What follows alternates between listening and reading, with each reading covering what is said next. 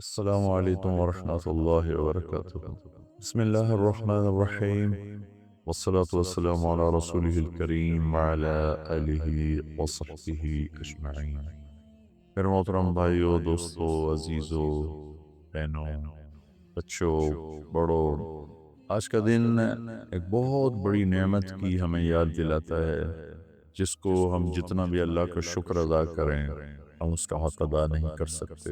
ہم ایک محکوم قوم تھے، ہم ایک غلام قوم تھے، ہم پر غیروں کا راج تھا۔ اللہ تعالیٰ نے چند لوگوں کی سوچ، اس میں شاعر مشرق، بلکہ میں تو انہیں شاعر شہ بر اعظم کہتا ہوں، کہ میرا کوئی دعویٰ تو نہیں کہ میں بہت پڑھتا ہوں، بہت پڑھا ہے، کچھ نہ کچھ اللہ پاک نے دیکھنے کا، پڑھنے کا موقع دیا۔ ایسا شاعر عرب عجم میں نے نہیں دیکھا، میں نے نہیں سنا۔ میں یہ نہیں کہتا ہوں کہ ہے نہیں، میری نظر سے نہیں گزرا، نہ اردو میں، نہ عربی میں، نہ فارسی میں۔ کیا کلام ہے، کیا اللہ کی عطا ہے۔ ہم 96 میں گئے تھے انڈونیشیا، تو وہاں کے صدر حبیبی تھے، ان سے ملاقات ہوئی تو انہوں نے کہا ہم نے یہاں تحریک آزادی جو چلائی، آپ کے شاعر اقبال کی شاعری کو اپنی لینگویج میں ٹرانسلیٹ کیا، اور آپ کے قائد محمد علی جناح رحمۃ اللہ علیہ کی تقریروں کو، خطبات کو اپنی زبان میں ٹرانسلیٹ کر کے ہم نے اپنی تحریک آزادی کو چلایا۔ جو بڑا دکھ ہوا کہ میری قوم تو جانتی نہیں اقبال کون ہے، جناح کون ہے۔ ایک شخصیت تک جانتے ہیں، لیکن وہ کیسے انسان تھے، کتنے عظیم تھے، کیسے نظریات تھے، کیا صفات تھیں، اس سے بے بہرا ہے۔ سب سے پہلا تصور تو اقبال رحمت اللہ علیہ نے دیا کہ ایک الگ ہمیں اللہ ٹکڑا دے جہاں ہم اللہ کی مرضی کے مطابق زندگی گزاریں۔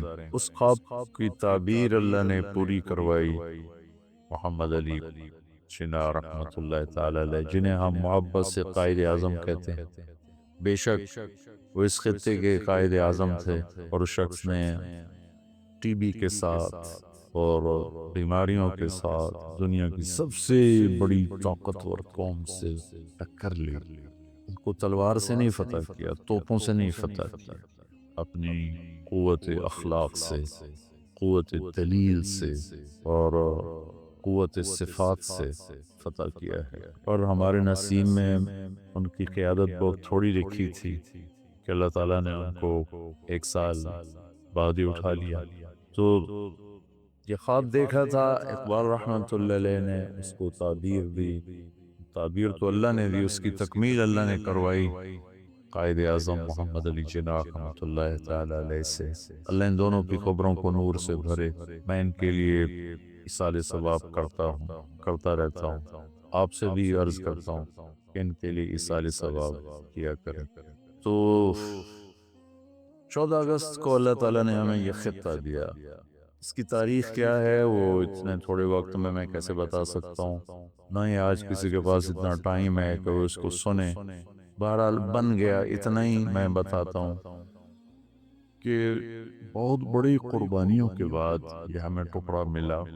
اور اسلامی تاریخ میں 2 ریاستیں نظریاتی طور پر وجود میں آئیں، اور نظریہ حق کی بنیاد پر وجود میں آئیں، اسلام کی بنیاد پر وجود میں آئیں۔ ایک مدینہ کی ریاست، جس کو اللہ تعالیٰ نے جناب رسول اللہ صلی اللہ تعالی علیہ وسلم اور مہاجرین مکہ رضی اللہ تعالی عنہم اور انصار مدینہ رضی اللہ تعالی عنہم، ان تین کے توفیل و ایک خوبصورت ریاست کو وجود بخشا، جس سے اٹھی ہوئی لہر نے 1000 سال تک مسلمانوں کو اڑان بخشی، اور آپس کی لڑائی جھگڑوں کے باوجود عروج اور اقتدار انہی کے دروازے پہ کھڑا رہا۔ پھر اب صفات گڑھتے گڑھتے گڑھتے وہ ہو گئیں کہ اللہ کے دین سے ٹکر لے لی، پھر 200 سال ہمیں گرتے گرتے گرتے 200 سال لگے، گرنے میں 200 سال لگے، اور پچھلے اب 200 سال سے ہم ذلت پستی کی آخری حدوں کو چھو رہے ہیں۔ اور اس میں نہ کسی طاقت نے ہمیں فتح کیا ہے، نہ کسی ٹیکنالوجی نے ہمیں فتح کیا ہے۔ کھوکھلی دیوار کو گرنے کے لیے کون سے دھکے کی ضرورت ہوتی ہے، دیمک زدہ لکڑی کو کٹنے کے لیے کون سے آرے کی ضرورت ہوتی ہے۔ جب قومیں صفات کھو دیتی ہیں تو ایک دیمک زدہ لکڑی ہوتی ہیں، وہ ایک شکستہ کھوکھلی دیوار ہوتی ہیں، انہیں ہلکا سا ہوا کا جھونکا بھی گرا دیتا ہے۔ تو صدیوں سے چھایا ہوا ہم پر جو سوال ہے، اس کے پیچھے ہماری ٹیکنالوجی کی کمزوری کوئی بڑی چیز نہیں ہے۔ ہم نے ہمیشہ پوری دنیا میں امت نے راج کیا کمزور ٹیکنالوجی کے ساتھ، جس کی سب سے بڑی دلیل بدر کی جنگ ہے، اور اس پر پوری کتابیں ہیں کہ کس طرح اللہ تعالیٰ کی غیبی مدد ان کے ساتھ ہوتی تھی، اور کیسے انہوں نے اللہ کی غیب تائید کے ساتھ باطل کے بڑے بڑے نقشوں کو توڑ دیا۔ اب 56 ملک ہیں دنیا میں اور ذلت اور پستی کی انتہا پر ہیں۔ اس کا سبب ایک درجے میں ہے، ٹیکنالوجی کا ذوف بھی ہے، میں اس کا انکار نہیں کرتا ہوں، لیکن سب سے بڑا سبب اخلاقی کمزوری ہے، اخلاقی پستی ہے، کردار کی پستی ہے، جس نے ہمیں ختم کر رکھ دیا، رسوا کر کے رکھ دیا۔ ہمارے بڑوں نے نعرہ دیا تھا پاکستان کا مطلب کہ لا الہ الا اللہ۔ ہاں، تو میں بتا رہا تھا مدینہ کی ریاست وجود میں آئی، اور دوسری ریاست تقریباً 1366 ہجری اور 27 رمضان المبارک اور 14 اگست 1947 کو اللہ تعالیٰ نے ایک بہت خوبصورت ٹکڑا خطہ میں عطا فرمایا۔ وہ یہ اس کو رمضان سے جوڑا، شب قدر سے جوڑا۔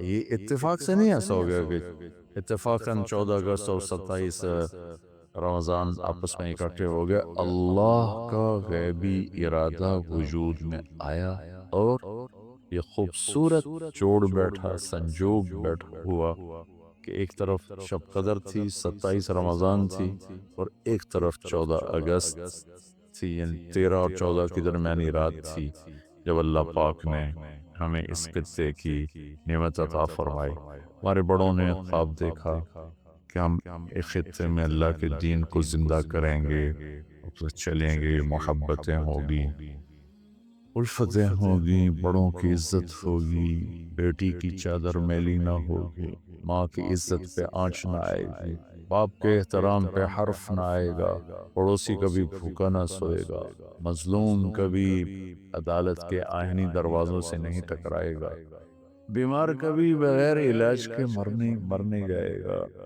دکھ درد بانٹے جائیں گے، محبتیں تقسیم ہوں گی، اور پتہ نہیں کیا کیا خواب دیکھے تھے۔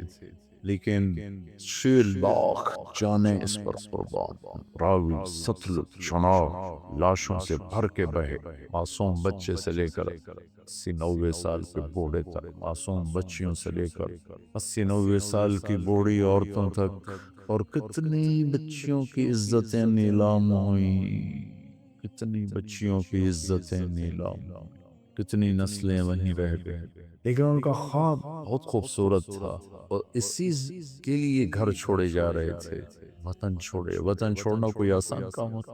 میرے نبی نے مکہ چھوڑتے ہوئے فرمایا تھا، یا مکہ ما اطیبک من بلد و احبک الی لولا ان قوم یخرجون منک لما سکنت غیرک۔ اے مکہ تو مجھے کتنا محبوب ہے، یہ نبی کہہ رہے ہیں، میں کیسے نہ کہوں کہ مجھے پاکستان سے محبت نہیں۔ میری ماں کی قبر یہاں ہے، میرے باپ کی قبر یہاں ہے، میرا دادا، میری دادی، میرا نانا، میری نانی، میری نسلیں یہاں ہیں۔ ہم مائگریٹ ہی نہیں ہیں، قدرتی ہم شروع سے پنجاب کے واسی ہیں۔ بہت پہلے ہمارے فور فادرز ادھر اجمیر کی طرف سے کسی علاقے سے، جو راجپوت چوہانوں کا جو علاقہ ہے، ہمارا سارا خان راجپوت چوہان، لیکن وہ صدیوں پہلے آئے ان علاقوں میں آباد ہوئے، اور شیر شاہ سوری کے دور میں میرے خاندان کی تلمبے پر حکومت تھی۔ تاریخی بات ہے، ویسی آگئی تاریخ آگئی تو بتا دی، آپ اسے یہ نہ سمجھیے کہ میں کوئی فخر کر رہا ہوں، میں تو آپ ایک ادنا سا بھائی ہوں، اور اسی ملک کا ایک ادنا سا باسی ہوں۔ خواب دیکھا تھا، لیکن ہوا کیا؟ ایک شعر سناتا ہوں۔ چمن میں تخت پر جس دم شہ گل کا تجمل تھا، ہزاروں بلبلیں تھی باغ میں، ایک شور تھا غل تھا، کھلی جب آنکھ نرگس کی، نہ تھا جز خار کچھ باقی، بتاتا باغباں رو رو، یہاں غنچہ یہاں گل، چمن ہی لٹ گیا، چمن ہی اجڑ گیا، یہ پکار سارے چمن میں تھی وہ سحر ہوئی وہ سحر، یہ پکار سارے چمن میں تھی وہ سحر ہوئی وہ سحر ہوئی، میرے آشیاں سے دھواں اٹھا تو مجھے بھی اس کی خبر ہوئی۔ آج کا پاکستان اس لیے نہیں بنایا گیا تھا کہ زنا کے اڈے قائم ہوں، شراب کے پٹیاں چلیں، جوا پولیس کی نگرانی میں ہو، زنا کے اڈے پولیس کی نگرانی میں، چور ڈاکوؤں کے پشت پناہ طاقتور لوگ ہو، اس لیے نہیں قائم ہوا تھا۔ ماؤں کی عزت، والد کا، باپ کا احترام، وہ ایک بھولی بسری داستان بن جائے، اس لیے نہیں بنا تھا کہ بیٹیوں کی عزتیں نیلام ہوں، عزت داروں کی بچیاں بک جائیں، قتل و غارت کے بازار گرم ہو جائیں، مذہب کے نام پہ قتل، انسان ہیں یا جنونی ہیں یا دیوانے ہیں، اپنے پاؤں پہ کلہاڑیاں مار کے کہہ رہے ہیں ہم ٹھیک کر رہے ہیں۔ خودکشی کو کون حلال کہتا ہے؟ مسلمان ایک دوسرے پہ اگر تلوار اٹھا رہا ہے، گردن کاٹ رہا ہے، تو پھر میں یہودیوں کو کیا گلہ دوں؟ کراچی میں روزانہ کتنے قتل ہو رہے ہیں، کون قتل کر؟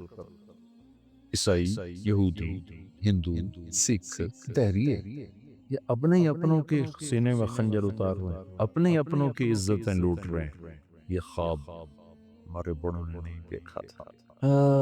ناچ گانے کی محفلیں ہوں، مخلوط تعلیم کے، ٹی وی پہ دلائل آ رہے ہوں کہ لڑکے لڑکیوں کا کٹھے پڑھنا کہاں ناجائز۔ ہاں ہاں، میں سوئی قوم کو نہیں جگا سکتا۔ بہرحال میرے عزیزو، میں بتانا تو تاریخ چاہتا تھا لیکن میں دکھی ہو گیا، یہ میری بات نہیں ہے یا میری کوئی خطابت نہیں ہے، کہ میرے درد کی پکار ہے، میرے دکھ کی صدا ہے، میرے اندر کے درد ہیں، میرے نالے ہیں، میری آہیں۔ میں تو ذمہ دار کا بیٹا ہوں، ذمہ دار۔ فصل اجڑ جائے تو اس سے پوچھو کہ اس پہ کیا بیت۔ میرا تو دیس ہی اجڑ گیا، ہمارے خواب بکھر گئے، ہماری تعبیرات دفن ہو گئی۔ اندھیری رات ہے، کب صبح ہوگی اللہ ہی جانتا ہے۔ امید ضرور ہے کہ جو رات لاتا ہے وہ دن بھی لاتا ہے، جو اندھیرا لاتا ہے وہ اجالا بھی لاتا ہے۔ آج میرے دیس میں مظلوم کو لیے جائے پناہ کوئی نہیں، میں طاقتور سے گرا نہیں کر رہا، میرے دیس کا غریب بھی ظالم ہے، بہت ظالم ہے، طاقتور تو ہے ہی ہے، غریب بھی ہے۔ میرے دیس میں وکیل بکتا ہے، جج بکتا ہے، انصاف کا قلم بکتا ہے، غریب کے لیے اور قانون ہے، مالدار کے لیے اور ہے، حکمران کے لیے اور ہے، طاقتور کے لیے اور ہے۔ یہ خواب ہمارے بزرگوں نے نہیں دیکھا تھا۔ اس نبی کی امت ہیں جس نے فرمایا تھا یہ تو فاطمہ مخزومیہ ہے، چوری کرنے والی، جس کی تم سفارش لے کر آئے ہو، یہاں فاطمہ بنت محمد بھی چوری کرتی تو میں اس کا ہاتھ کاٹ دیتا۔ جدت کی عورتوں کی سردار، حسنین کی ماں، اسد اللہ الجبار علی بن ابی طالب، اللہ کی نشانیوں میں سے ایک نشانی ان کی اہلیہ، اور ان سب سے بڑی نسبت محمد مصطفیٰ صلی اللہ علیہ وسلم کی سب سے محبوب صاحبزادی چار بیٹیوں میں سے۔ یہ خواب نہیں دیکھا تھا، بہرحال خواب تو اچھا دیکھا تھا، تعبیر بڑی بھیانک نکلی ہے، ڈرامی ہے۔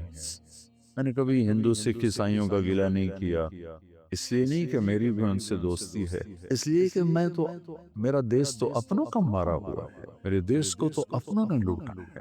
صبح اٹھ کے جو اخباروں میں تڑپتے لاشوں کی خبریں ہوتی ہیں، ان کے قاتل کوئی ہندو سکھ عیسائی یہودی نہیں، اپنے ہی ہیں۔ کبھی قوم پہ نام پہ قتل ہے، کبھی جائیداد پر قتل ہے، کبھی جھوٹی غیرت کے نام پر قتل ہے۔ بیٹا ساری زندگی زنا کرتا ہے، چھپاتے رہتے ہیں، بیٹی سے ایک دفعہ خطا ہو جائے ذبح کر کے دریاؤں میں ڈال۔ میں دریائے راوی کے کنارے رہتا ہوں، میں ذمہ داروں کا بچہ ہوں، اتنی بچیاں دریائے راوی میں بہا دی، خود زنا کرتے ہیں، آگے بیٹے زنا کرتے ہیں، اس وقت ان کی غیرت کو کچھ نہیں ہوتا۔ کوئی بیٹی سے خطا ہو جائے تو وڈ دیو ٹک دیو، اتنی وڈ ٹک کے سڑ دیتی۔ میں تو آپ کو تاریخ بتانا چاہتا تھا لیکن میں جذباتی ہو گیا، اور ہو جاؤں تو کوئی عجیب بات نہیں کہ میرا دیس دکھی ہے، زخمی ہے، اور اس کے زخم غیروں نے نہیں لگائے، اپنوں نے لگائے۔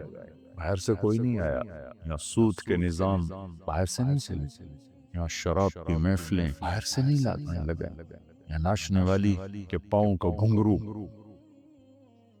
وہ کسی غیر مسلموں کی محفل میں نہیں بج رہا، اس کی چھن چھن اہل ایمان کے اندر ہے، وہ خود بھی اہل ایمان ہے، اسے نچانے والے بھی اہل ایمان ہونے کا دعویٰ کر رہے ہیں۔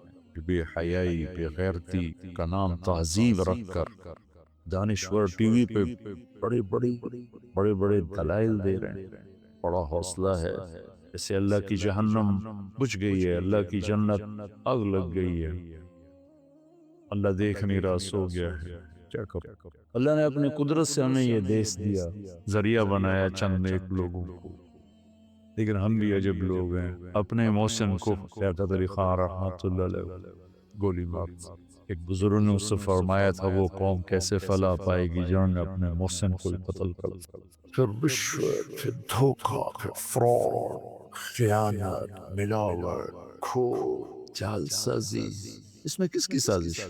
کم زوال شدہ قومیں ہمیشہ کہتی فلانے عقیدہ فلانے عقیدہ، میں نے کیا، اس دیس کی پر جو آئی ہوئی کالی رات ہے میں سبب، میں طارق جمیل اس کا سبب، آپ سننے والے اس کا سبب، اپنے اندر اسباب تلاش کر، تجھے کیوں فکر ہے اے گل دل صد چاک بلبل کی، اپنے پیرہن کے چاک تو پہلے رفو کر، وفی انفسکم افلا تبصرون، اپنے من میں ڈوب کر پا جا سراغ سمت، دل دریا سمندروں ڈوبے کون دلانیاں جانے ہو، وچے بیڑے وچے جھیڑے وچے ونج مہانے ہو، سلطان العارفین رحمت اللہ علیہ۔ اوہو، تو آؤ بھائی اس نعمت کا شکر ادا کریں، جیسے لوگ شب قدر میں جاگتے ہیں، شب معراج میں جاگتے ہیں، شب بارات میں جاگتے ہیں، 14 اگست کی رات بھی جاگیں، ہمارے بچے مال روڈ کو ون ویلنگ سے تباہ کر رہے ہوتے ہیں، اپنی جانوں کو بھی برباد کرتے ہیں، لوگوں کی زندگی بھی خوار کرتے ہیں، سائلنسر نکال کے پاگلوں کی طرف بھاگ رہے ہیں، شرابیں پی رہے ہیں، ناچ رہے ہیں، یہ اللہ کی نعمت کا شکر ادا ہو، جن چیزوں سے اللہ نے روکا اسی سے اس کا شکر ادا کر، اسے بغاوت کر کے اس کا شکر ادا کر۔ تو او بھائی ہم سب اس رات کو اللہ کے سامنے روئے دھوئیں، یہ میری بات یاد رہے، میں کوئی سیاسی آدمی نہیں ہوں، لیکن انقلاب ایسے نعرے سے نہیں آتا، جلسے جلوسوں سے نہیں آتا، اپنے آپ کو بدلیں گے، یہ انقلاب کا اصل راستہ، میں اپنے آپ کو بدلوں، میں ٹھیک ہو جاؤں، اور میں تقریباً ہر بیان میں یہ بات دہرا رہا ہوں، بڑی بڑے عیوب کا ہم شکار ہیں، اجتماعی طور پر ہم کوشش کریں، ہم جھوٹ چھوڑ دیں، ظلم چھوڑ دیں، بددیانتی چھوڑ دیں، یہ تین بڑی چیز، ایک ظلم دفتر میں ہے، سب کو پتہ ہے یہ راشی ہے، یہ لے رہا ہے، یہ دے رہا ہے، یہ بیچارہ اس کو وہ بھیڑیا بن کر بیٹھا، اسے کچھ پرواہ نہیں ہے کہ یہ کہاں سے آیا ہے، اس کی کیا ضرورت، یہ قاتل ہے، یہ مقتول ہے، یہ ظلم ہے، یہ جھوٹے پرچے دے رہا ہے، یہ ظالم ہے، یہ مظلوم ہے، یہ زمین دبا گئی، یہ ظالم ہے، یہ مظلوم ہے، یہ سب کو معلوم ہے، یہ کسی کے مکان پہ قبضہ کر گیا، یہ چوری کر لی، ڈاکہ ڈال، سب کو معلوم ہے۔ ایک ظلم وہ ہے جس کی طرف دھیان ہی نہیں،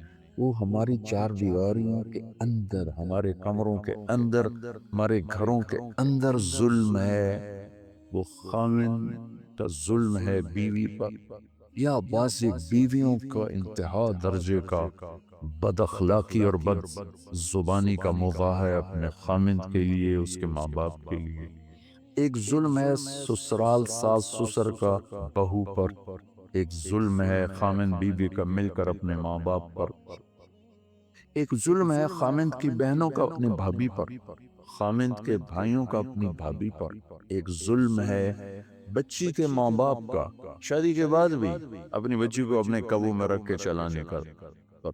یہ ساری ظلم کی وہ شکلیں ہیں جن کو شاید آپ کبھی ظلم سمجھتے نہیں ہوں گے، لیکن نہ ہمیں پیکا بنانا آیا ہے، نہ سسرال بنانا آیا ہے، نہ پیکے وسے نہ صابرے، زوگی کا کتا نہ گھر کا نہ گھر، نہ خامن بن کے چلنا آیا، نہ بیوی بن کے چلنا آیا، نہ ماں باپ بن کے چلنا آیا، نہ ساس سسر بن کے چلنا آیا۔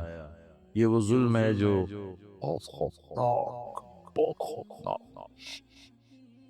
میں آپ سے ہاتھ جوڑ کے ساری خواتین سے کہتا ہوں، آج تم بیوی ہو، کل ماں بنو گی، پرسوں ساس بنو گی، جب وہ ماں بنتی ہے تو ایک سراپا محبت کی تصویر ہوتی ہے، جب وہ ساس بنتی ہے تو سراپا نفرت بن جاتی ہے، جب وہ باپ ہوتا ہے وہ شفقت کا پیکر ہوتا ہے، جب وہ سسر بنتا ہے تو نفرت اس کے اندر بھر جاتی ہے۔ بہن اپنے بھائی کے لیے اور جذبہ رکھتی، بھابھی کے لیے نفرت کیوں آ جاتی؟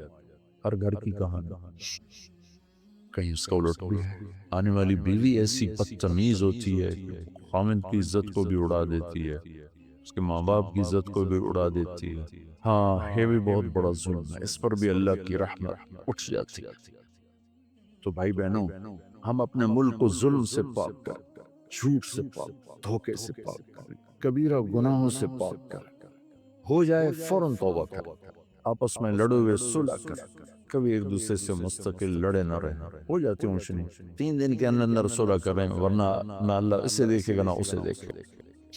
اپنی حکومت کے خیر خواہ ہوں، اپنے محکموں کے خیر خواہ ہوں، بے جا کسی پر تنقید نہ کریں۔ یہ ہمارا دیس ہے، ہم نے چلانا ہے، پتہ نہیں اور تو کوئی یہ کہتا ہے کہ نہیں کہتا، میں ضرور کہتا ہوں ٹیکس ادا کریں۔ بڑے بڑے دیندار فتویٰ لے کے بیٹھے ہوئے ہیں کہ ٹیکس کی چوری جائز ہے، ٹیکس کی چوری جائز۔ میں مفتی تو ہوں نہیں کہ میں کہوں کہ نہیں یہ فتویٰ غلط ہے، میں اس کو چیلنج نہیں کرتا ہوں، میں یہ ضرور کہتا ہوں کہ دل نہیں مانتا کہ اب چند پیسے کے لیے جھوٹ بولنا تو حرام ہے۔ ہاں، جان پہ بن جائے تو ٹھیک ہے جھوٹ بولو، لیکن پیسہ بچانے کے لیے جھوٹ بولو، پھر اس میں رشوت آئے گی کہ آپ انکم ٹیکس والوں کو اپنے ساتھ میں لائیں گے، کچھ پیسے ان کو دیں گے اور کچھ پیسے وہ گورنمنٹ کے کھاتے میں جمع کرائیں گے، باقی آپ کھا جائیں گے۔ تو ایک صرف یہ نہیں کہ ٹیکس بچانا جائز ہے اور اس کے لیے جھوٹ بولنا جائز، اس کے اور کتنے گناہ ساتھ شامل ہوتے ہیں۔ انکم ٹیکس والوں کا ظلم عظیم ہے، جو حکومت پر بھی ظلم کر رہے ہیں اور اپنے اوپر بھی کر رہے ہیں کہ حرام کھا رہے ہیں، حرام کھائی جا رہے ہیں، کھائی جا رہے ہیں۔ ہم کو یہ ہوش نہیں ہے کہ بچوں کو حرام کھلانے کا رزلٹ کیا ہوتا ہے، اور یہاں کچھ نہ نکلے تو آگے اللہ کو کیا منہ دکھائیں گے۔ کہ حسین نے تو صرف ظلم کی ہاں میں ہاں ملانے سے بھی انکار کر دیا، کہ حالانکہ ہاں میں ہاں ملانے میں کیا، بیعت کرنے کا مطلب ہے کہ ٹھیک ہے تو ظالم ہے تو تجھے بادشاہ مانتا ہوں، کہ نہیں گردن کاٹو میری، میرے بچوں کی، میرے بھائیوں کی، میرے عزیزوں کی، کاٹ، تاکہ امت محمد کو پیغام جائے کہ زیر خنجر یہ پیغام سنایا ہوں۔ اور آج انہی کے ماننے والے چھریاں ہاتھ میں اور عزتیں پائمال، حرمتیں پائمال، پیسے پر ایمان، غیرت، حیا، تقدس، ہر شے کے سبو کا کیوں بنایا تھا پاکستان؟ اگر یہی کچھ کرنا تھا تو ہندوستان ٹھیک نہیں تھا۔ 6 لاکھ آدمیوں کو ذبح کرانے کی کیا ضرورت؟ تو بہت لمبی ہوگی بات، میں تو چھوٹے چھوٹے کلپ دیا کرتا ہوں، لیکن بس جذبات میں آگے چلا گیا۔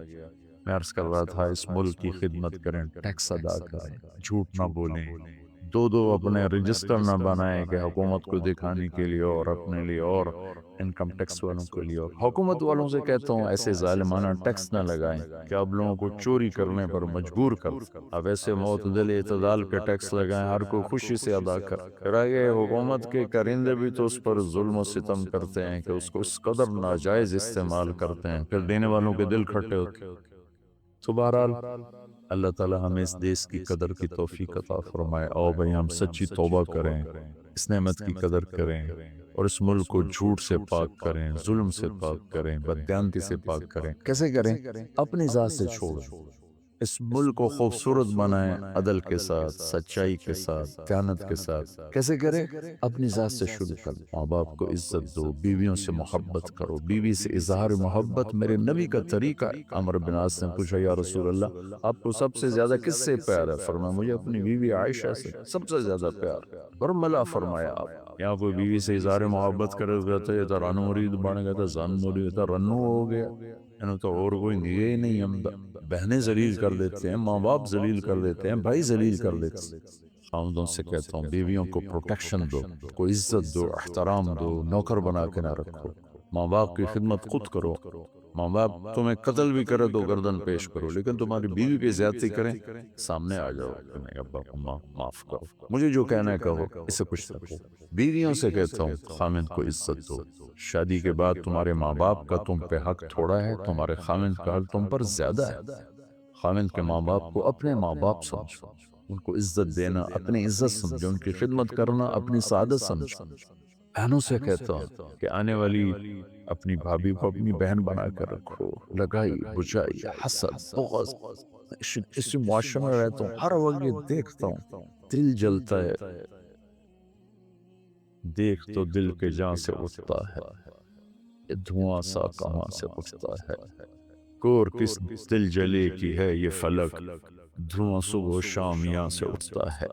میر تقی میر مرحوم یاد آ گیا۔ اب تو اردو بھی ڈر لگتا ہے، پتہ نہیں یہ کسی کو سمجھ میں آئیں گے کہ نہیں آئیں گے، جو کہ اردو لکھنا پڑھنا سیکھنا بھی بھولتے جا رہے ہیں ہم لوگ۔ اس ظلم و ستم سے اپنے نوکروں پہ زیادتی نہ کریں، گالیاں نہ دیں، ماریں نہیں، تھپڑ نہ ماریں۔ ہمارے ذمہ داروں میں نوکروں پہ بہت ظلم ہوتا ہے، بہت ظلم ہوتا ہے، بہت ظلم ہوتا ہے۔ اب تو شہروں میں بھی یار ہے، جس کے بعد 4 پیسے آتے ہیں وہ نوکروں کو انسان ہی نہیں سمجھتا۔ میں ڈیرے میں بیٹھا تھا، ایک ہمارا کمی آ گیا، رونے لگا، ہمارے کسی عزیز نے اس کو بہت گالیاں نکالی، رونے لگا۔ اب کی وجہ ہے باجی میاں صاحب غریب دی نہ ماں ہوندی ہے نہ بہن ہوندی ہے نہ دھی ہوندی ہے، یہ صرف ذمہ داراں دیاں بہناں ہوندیاں تے ماواں ہوندیاں، ساڈی کوئی نہیں ہوندی۔ جتھے مرضی آوے پون چھڑو، پون چھڑنا ہماری زبان کہتے ہیں گالیاں دیں۔ نوکروں پر وہ ظلم و ستم ہے کہ زمین آسمان کانپ اٹھتے ہیں۔ فیتن دوست جس کے دشمن اس کا آسمان کیوں۔ جب کشتی کے سوار ہی پھٹے توڑنے لگ جائیں تو موجوں کا کیا گلا، کشتی کے مسافر ہی اب کلاڑے لے کے کشتی توڑنے لگ جائیں تو موجوں سے کیا گلا۔ تو ہم بھائی اپنے دیس کو خوبصورت بنائیں۔ سوٹ کے ہم نہیں جھاڑو دیتے، ہمارے جن کے پاس 4 پیسے ہیں ان کے نوکر جھاڑو دے رہے ہوتے ہیں، جن کے پاس اتنے وسعت ہیں خود ہماری خواتین جھاڑو دے رہی ہوتی ہیں۔ تو اب ہم اپنے چاروں صوبوں کے آنگن کو صاف کریں، بلوچ پنجابی نفرت مٹائیں، سندھی پنجابی نفرت پٹھائیں، پٹھان پنجابی نفرت مٹائیں، شہری دیہاتی نفرت مٹائیں، محبت کریں، محبت کریں۔ میرے نبی نے پوچھا دین کا سب سے مضبوط عمل کون سا ہے؟ صحابہ نے کہا نماز، ہم کہا نہیں، جہاد نہیں، روزہ نہیں، حج نہیں، کہا پھر کیا ہے؟ کہا محبت۔ دین کا سب سے مضبوط عمل محبت۔ ہم اپنے دیس کو خوبصورت کریں، محبت کے ساتھ، دیانت کے ساتھ، اور اللہ کے واسطے مذہب کے نام پہ نفرت پھیلانا چھوڑ دو۔ علماء کے سامنے ہاتھ جوڑتا ہوں، دین کو پیش کرو، فرقہ واریت کو ہوا نہ دو، اپنے مسلک مذہب پہ پکے رہو، دوسروں کا احترام، سب کو جنت میں جانے دو، اللہ کی جنت بہت بڑی ہے۔ تو سمجھتا ہوں پاکستان میں کوئی مسلمان بھی ہیں کہ نہیں، چونکہ ہر ایک دوسرے کو کفر سے نیچے تو آتا ہی نہیں ہے، تو پھر جنت اس کہیں جاؤنا ہے؟ کوئی راہ انتا دیو جڑا جنت جاوے، سارے ہی دوزخی بن گئے تو جنت اللہ کی کرنی ہوتے فرشتیاں واڑنے ہوتے۔ تو سیاسی اختلاف کرو احترام کے ساتھ، مذہبی اختلاف کرو احترام کے ساتھ، صوبائی اختلاف کرو احترام کے ساتھ۔ اختلاف کی گنجائش ہے، لڑنے کی گنجائش کوئی نہیں۔ اپنے نوکروں سے محبت کرو، صوبوں سے محبت کرو، ایک دوسرے کی بھلائی چاہو، سوچو کس طرح ہمارا ملک فلاحی بنے۔ حکومتوں سے نہ کرو، اپنی ذات سے شروع کرو، فلاں نے یہ کر دیا، فلاں نے یہ کر دیا، یہ غلط بات ہے۔ میں کیا کر رہا ہوں، میں نے اب کیا کرنا ہے، اور یہاں سے ہم اپنا کام شروع کریں تو انشاءاللہ اللہ تبارک و تعالی اس ملک کو ہمیں اس کی بہار فضاں دیکھی ہے، اللہ باہر بھی دکھا دے۔ ہاں اللہ کے لیے کیا مشکل، جو چاہتا ہے کر دیتا ہے۔ ٹیکس دو، ذمہ داروں سے کہتا ہوں جو تمہارے اوپر لگتا ہے وہ دو، اور جو زکوٰۃ اللہ نے فرض کی ہے وہ ادا کرو۔ جو ذمہ داروں پہ عشر آتا ہے، عشر کہتے ہیں ویسے تو 10 کو کہتے ہیں 10واں، لیکن نہری زمینوں پر 1/20، یعنی 20 من ہے تو اس میں سے 1 من غریب، 20/1، 20 من میں 19 من میرے ہیں، 1 من اللہ کہتا ہے جا کے غریب کو دے۔ 100 من چاول، 100 من گندم، 100 من مکی، 100 من آلو، 100 من کپاس، 5 من غریب کو دے دو، 95 من گھر لے جاؤ۔ یہ ذمہ داروں سے کہتا ہوں فصل کی زکوٰۃ ادا کر، پیار محبت سے رہیں، الفت و محبت سے رہیں۔ مالداروں سے کہتا ہوں جو حکومت نے ٹیکس لگایا ہے ضرور ادا کریں، ضرور ادا کریں۔ اگر آپ اسے غلط بھی کہتے ہیں تو اس کو صدقے میں ڈال دیں کہ آپ کا صدقہ ہو گیا۔ اور انکم ٹیکس والوں سے کہتا ہوں یہ ظلم چھوڑ دیں، تاجروں سے ساز باز کر کے کچھ اپنی جیب میں، کچھ ان کی جیب میں، کچھ خزانے میں، حکومت والوں سے کہتا ہوں ایسے ظالمانہ ٹیکس نہ لگائیں کہ لوگ بل بلا اٹھیں، کہ ان کی کمائیوں پر اتنا بوجھ ڈالنا کہ جس کو وہ ادا نہ کر سکیں۔ جتنا وہ دیتے ہیں اس میں درخواست کرتا ہوں کہ اللہ کے واسطے اسراف سے بچیں، فضولیات سے بچیں۔ اللہ کو جان دینی ہے، اللہ کو جواب دینا ہے۔ اللہ تعالی ہم سب کو عمل کی توفیق بخشے۔ السلام